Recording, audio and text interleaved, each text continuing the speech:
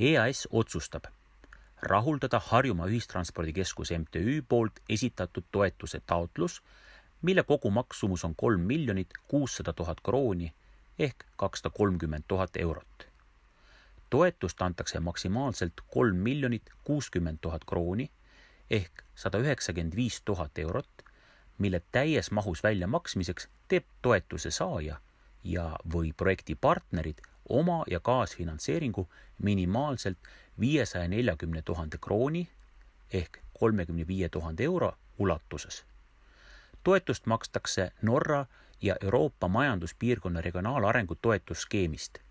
Projekti partneriteks ja kaasfinantseerijateks on MTÜ Harjumaa Ühistranspordikeskus, Harju Maavalitsus, Lääne Maavalitsus, MTÜ Läänemaa Omavalitsuste Liit, Majandus- ja Kommunikatsiooniministeerium ning Maanteeamet.